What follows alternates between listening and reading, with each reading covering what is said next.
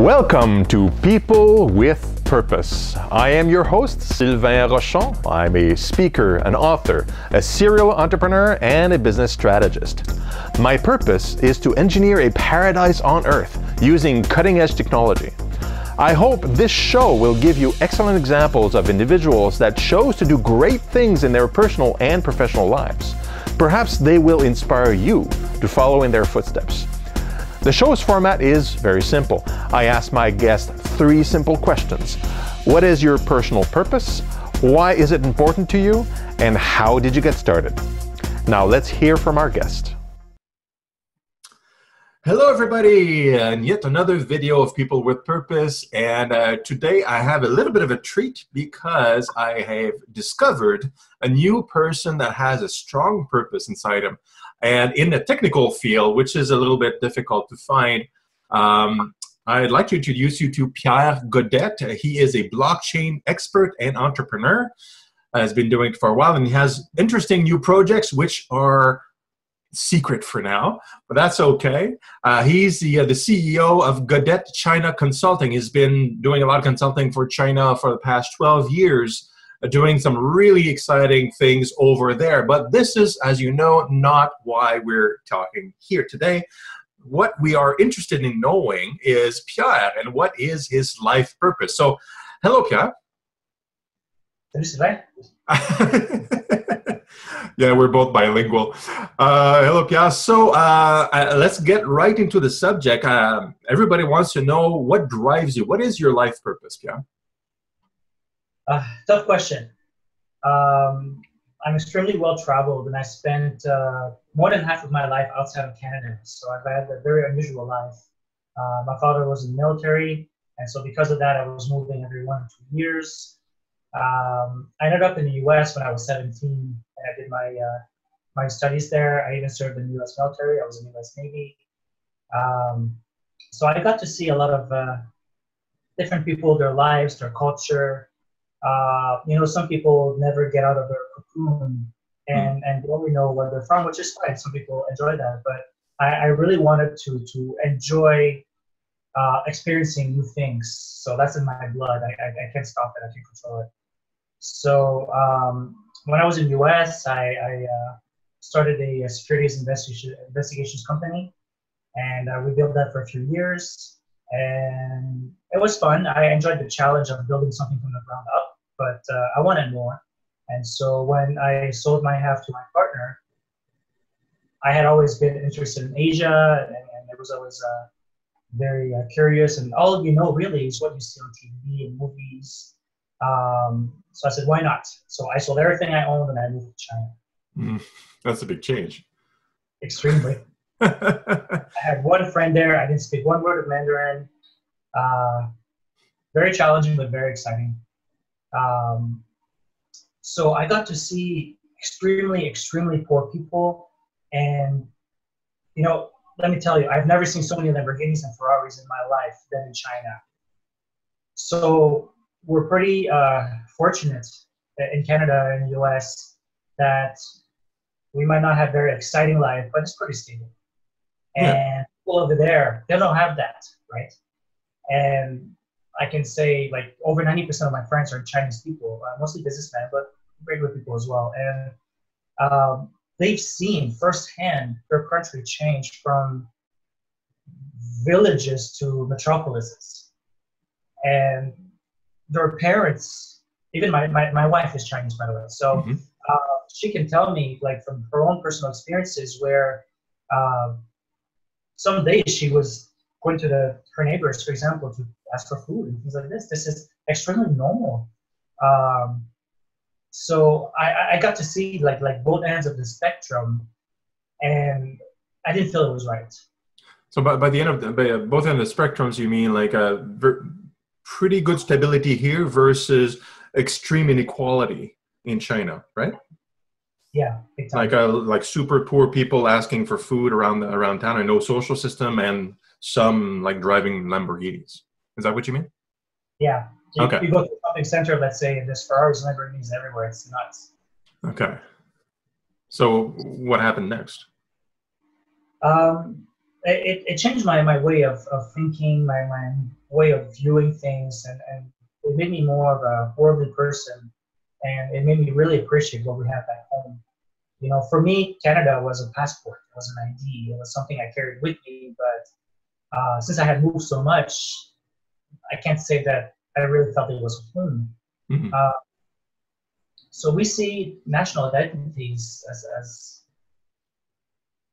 the be all end all, but we're really the world is opening up so much, and it's a world economy now, and future wars are really economic wars, right?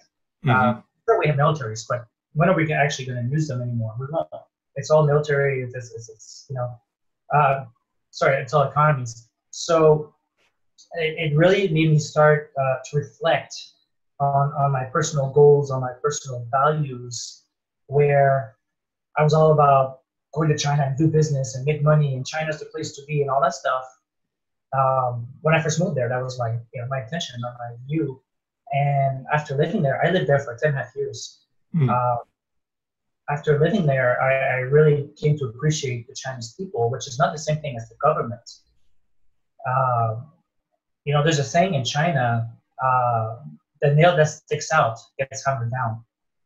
So don't waves, don't ask for trouble, you know, like keep your head down, make money, do your business, support your family, but above all, don't say anything bad, don't make any waves, right? Like don't bother the leadership, because that's trouble. Okay, yeah. Got it. So I started thinking, well, why don't my friends fight back? They have money, they have some power, they have, you know, businessmen, factory owners, things like that. And I just couldn't get it. I didn't get it. I felt like I was an expert after having lived in China for 10 years, but I barely scratched the surface. And the more I prodded them to explain to me, why don't you fight back? Why don't you say something? If enough of you say something, maybe you can create some change.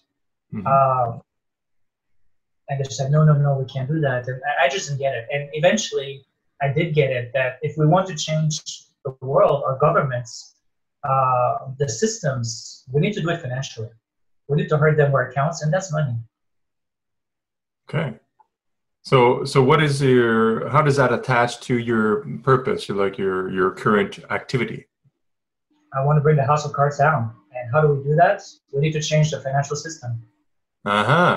And what are you suggesting as a financial system replacement? It's already happening. The cat is out of the bag, and they can't put it back. Governments are panicking right now. They're trying to pass tons of regulations against blockchain and cryptocurrencies. It's not going away.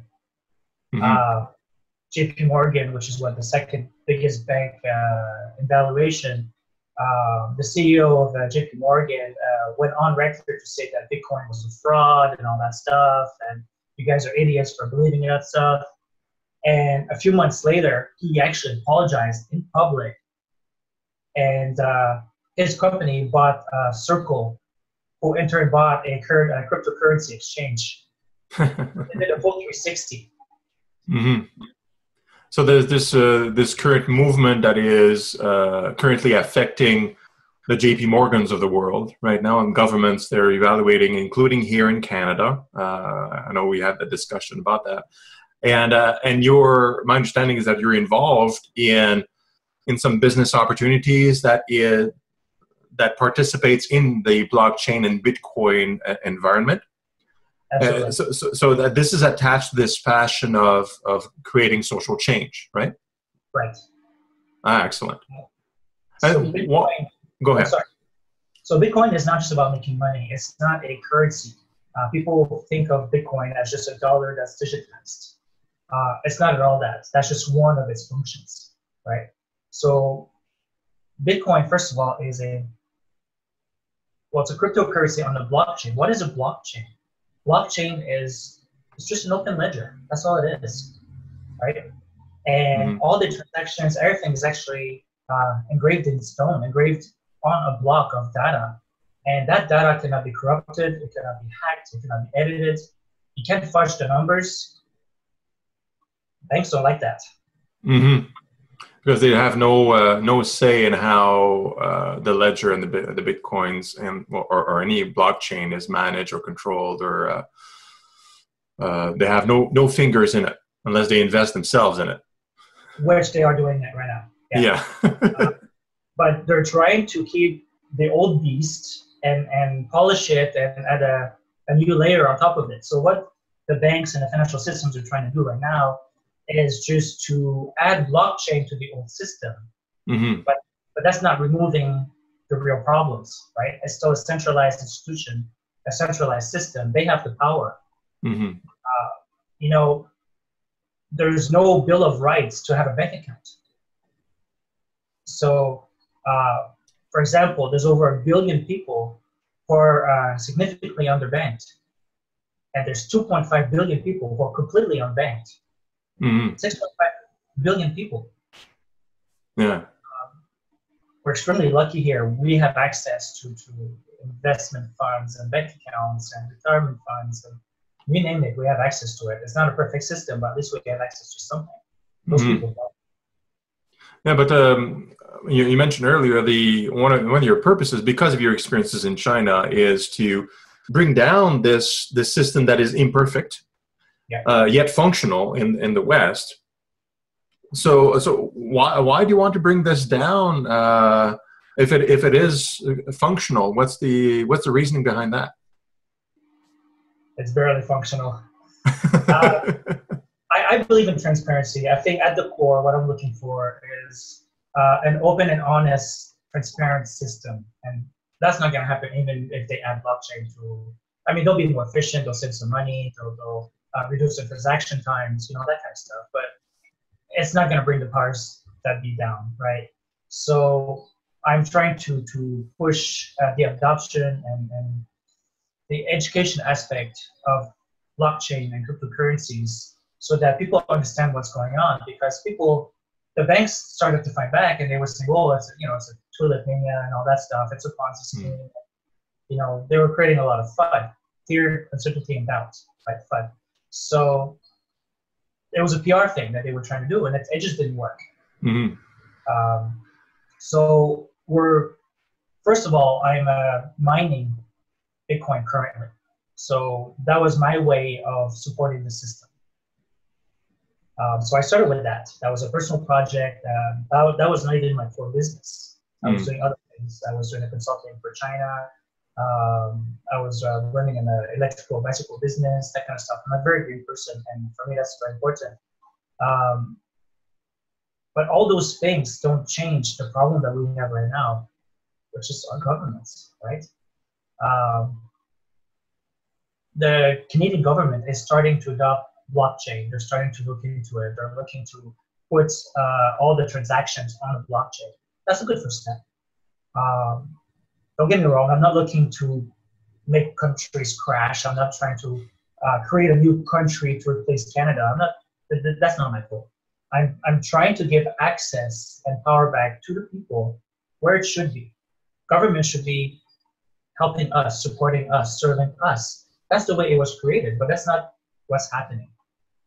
Yeah, absolutely. And circling back to China and other countries that have huge amounts of people that are unbanked, as you say, where there's a lot of inequality and the government is more corrupt than here, because we can't deny there is corruption even in Canada and the States at all levels.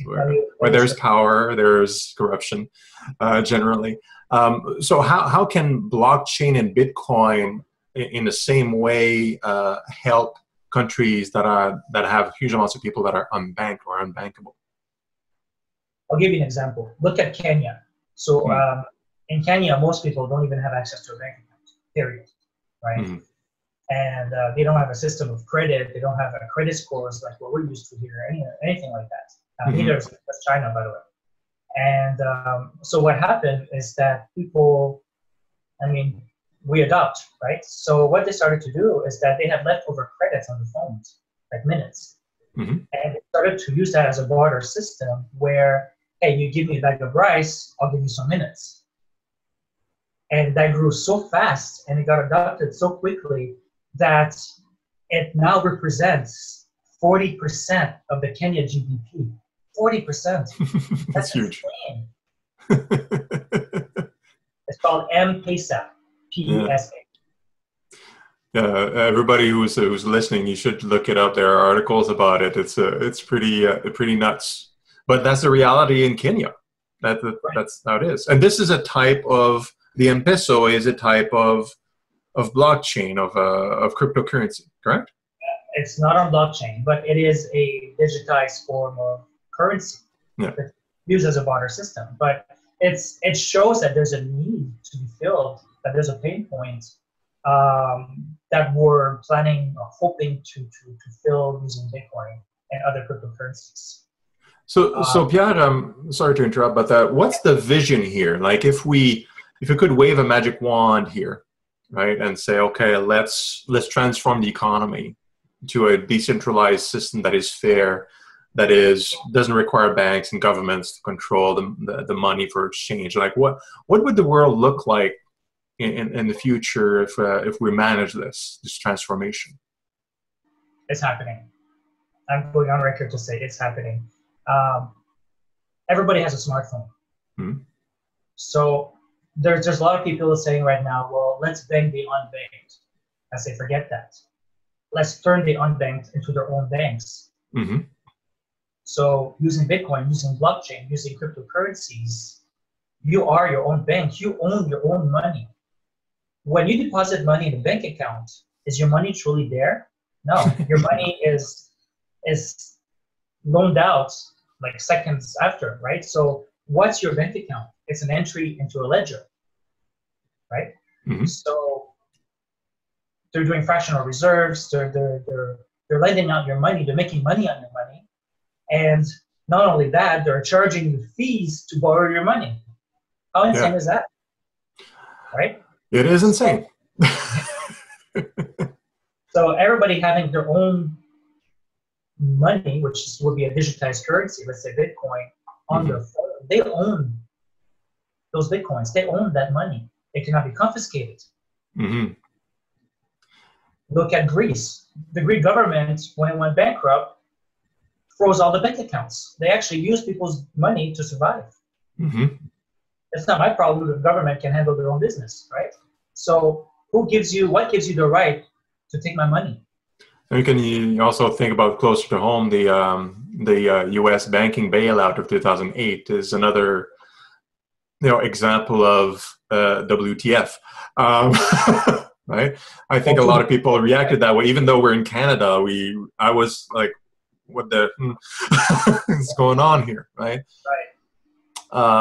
So I want to get back to you a little bit on this, because this is great information. I'm sure a lot of people that are watching here just didn't understand what's going on here, because it's not very popular right now. It's getting there. People hear buzzwords, but they don't really know what's going on and the benefits. And so to you, like, why is this decentralization of money phenomena important? Why is it important to you personally?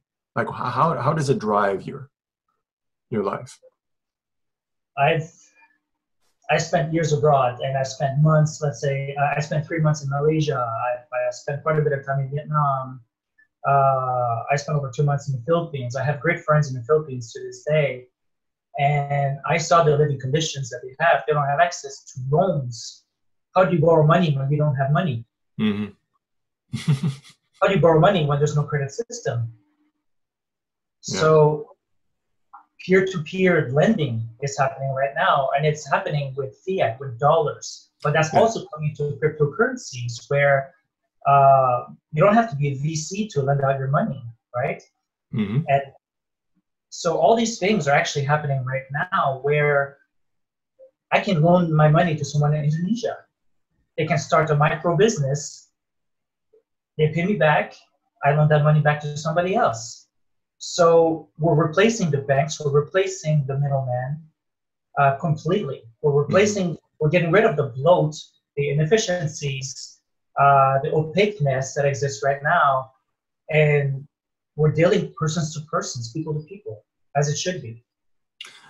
Absolutely correct. I mean, again, I've written the engineering paradise. I'm writing a second book, and I talk a lot about that. It's and we talked about this, you and I as well, in last time we met. Yeah. It's you know, the power should be in the people, because we're the ones that are living our lives and trying to get ahead, and government should be at the service of the people, just like they're supposed to.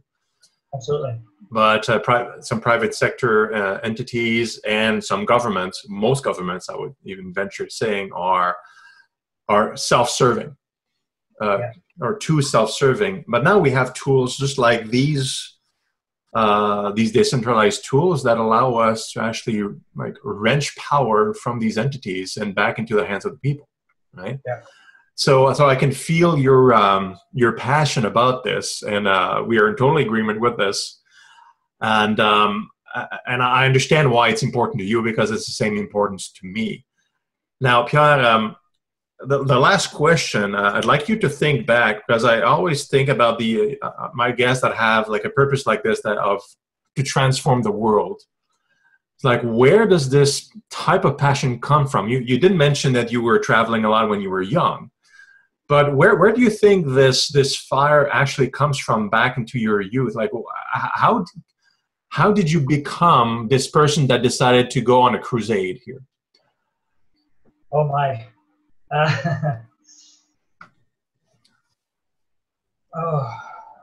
Probably it's a tough question. It's a very tough question. Probably when I moved to China and I saw the inequities and everything that's happening, where I saw complete misery, people without even toilets, and they're hole in the grounds, literally. Right. So that was like your adult life then. You were, what, 20 odd years old? Yeah, I was in my 20s when I moved to China. In your 20s?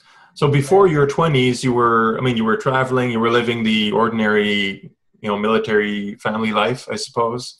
Yeah. And you didn't really have these thoughts until you actually went over to China and lived like seriously with them. Is that correct? I think that's fair to say. I had a pretty good childhood. I mean, I had a very stable life. It's probably when I started experiencing the world outside of my own bubble that I got to see and appreciate what I had back home, and not understanding why these people that I'm meeting don't have the same access to the quality of life that I had. Yeah. Well, I think thankfully you did go to China, because then that triggered something inside you, right? But if you don't really experience something, you don't really understand it, right? Yeah. And then if you don't understand it, you can't be motivated by it. And I seriously believe that everybody should travel a little bit in the world and see what's outside of our own country, because then we complain less about what's going on here, for one. Because I've traveled as well, and you do have a better understanding of how the world works and how other people are, and I think that's really okay. And you were lucky enough to have that vision of the world because of your family and how you were raised. Right. You had, because otherwise maybe you would not have gone to China at all if you weren't worldly already, right? Yeah. So that's awesome. Thank you so much, Pierre, for sharing. And I'm with you. A lot of the people watching here are also with you. We want to regain control of the systems in a smart way, and we want to be able to make lives better for ourselves and others. And you are indeed a person with purpose. So thank you, Pierre. Thank you, Sylvain. And if for one more minute, if I can challenge your viewers to go on YouTube and just search for money as a system of control. It's a very interesting and valuable video that explains very clearly how money is used to keep us in subservient boxes to serve the government instead of being served ourselves.